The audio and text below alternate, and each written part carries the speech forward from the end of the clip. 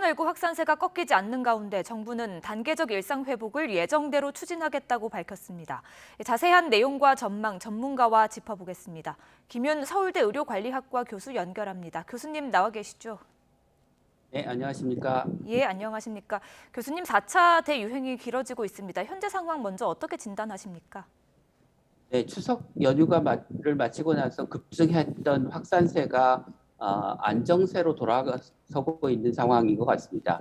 그래서 지난 그 주말 연휴에 비해서는 확진자 수가 늘어서 다시 2천 명대로 올라서긴 했지만 추석 연휴 직전에 같은 요일의 확진자 수도 한 2천 명대여서 추석 이전의 상황으로 가깝게 돌아간 것 같습니다. 하지만 4차 유행은 앞으로 상당 기간 지속될 것 같습니다. 예. 그리고 백신 접종을 끝낸 뒤에도 감염되는 사례가 늘고 있습니다. 이게 백신 접종률이 높아져서 그런지 아니면 백신의 효력이 떨어져서 그런 건지 어떻게 보고 계십니까? 백신 접종률이 높아서라고 할 수 있습니다. 예. 백신의 종류에 따라서 감염 예방 효과가 좀 다르긴 하지만 평균을 내보면 한 70% 후반대쯤 되는데요. 그렇기 때문에 전체 감염자의 한 20% 정도가 돌파 감염이 되는 것은 현재 백신 접종률로 보면 뭐 예측 가능한 수치라고 할 수 있을 것 같습니다. 예, 그러니까 크게 우려하지 않아도 된다는 말씀이시죠? 네, 그렇긴 하지만 접종률이 올라가면 올라갈수록 돌파 감염이 전체 감염에서 차지하는 비중은 높아질 것입니다. 예, 그리고 소아 청소년에 대한 접종 예약도 시작됐습니다. 방역 당국이 고민하다가 결국에 예약률을 공개하기로 했는데요. 그래도 좀 논란이 이어지고 있는 모습인데 어떻게 보셨습니까? 예, 접종률을 공개하면 접종을 강요하는 분위기가 형성될까 봐 당국이 아마 고심을 했던 것 같습니다. 뭐 그렇지만 이제 뭐 국민들이 알 권리라고 하는 것도 있고 청소년들 입장에서도 다른 사람들이 주위 동료 또래들이 얼마나 접종을 맞는지를 알아야 또 자기도 접종 여부를 결정할 수 있기 때문에 뭐 유용한 정보이고 우리가 강요하는 분위기만 사회적으로 또는 학교 내에서 만들어지지 않는다면 될 것 같습니다. 예. 그리고 이제 내일부터 해외에서 백신을 맞은 사람들에게도 접종 혜택이 주어지는데요. 무엇이 뭐가 어떻게 달라집니까? 기존에 이제 접종을 받은 사람들은 외국 여행을 다녀오더라도 자가격리를 이제 면제해 줬고요. 예. 최근에는 사적 모임의 인원 제한에서 백신 접종자는 이제 2명 이상 더 모일 수 있게 이제 허용을 해줬는데요. 이게 국내에서 접종을 받은 사람들한테만 인정을 해주던 것을 외국에서 백신 접종을 받은 사람들에게도 인정을 해준다는 것입니다.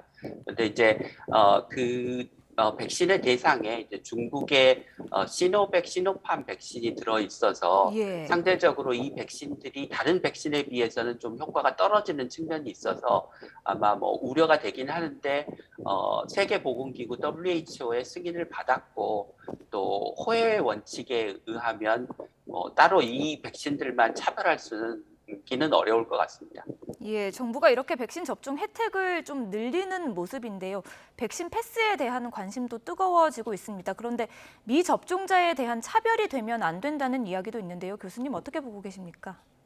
예, 일단은 뭐 백신 패스를 우리가 도입하더라도 이게 기존에 못하던 것을 하게 해주는 소위 이제 그 긍정적인 인센티브로, 그러니까 예를 들면 사적 모임의 인원 제한에서 빼주고 전에 못 가던 곳을 가게 해주고 하는 방식으로 먼저 시작하고 그 사이에 백신 접종을 못한 분들이 어떤 이유 때문에 백신 접종을 못했는지를 정부가 조금 소상하게 살펴서 예를 들면 거동이 불편해서 백신을 못 맞은 사람, 예전에 암 환자나 또는 장기 이식 때문에 백신 접종을 미뤄왔던 분들, 이런 분들에게 백신 접종을 받을 기회를 충분히 주고 그런 다음에 조금 더 강력한 백신 패스 제도로 전환해 나가는 게 좋을 것 같습니다. 한 가지 예. 덧붙이고 싶은 것은 우리가 이제 코로나19의 감염을 어떤 방식으로든지 통제를 해야 되기 때문에 백신 패스와 같은 제도를 도입하지 않으면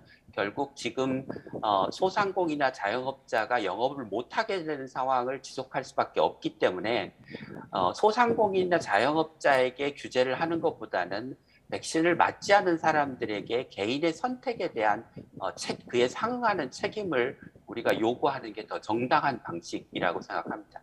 예. 정부가 단계적 일상 회복을 계속해서 예정대로 추진하겠다고 밝혔는데요. 교수님 보시기에 그렇다면 지금 가장 중요한 건 뭐라고 보십니까? 가장 중요한 것은 그 의료 체계의 역량을 강화하는 것이라고 생각합니다. 그러니까 경증 환자를 자가치료 체계로 전환하고 혹시 확진자나 중증 환자가 늘어나면 그에 대비하기 위해서 병상과 인력을 확보하는 것이고요. 한 가지 더 덧붙이자면 보건소의 방역 인력, 역학조사 인력을 대폭 늘려서 지금 역학조사가 지연되고 접촉자들이 제대로 격리되지 않아서 그로 인한 새로운 감염들이 계속 늘어나고 있는데요.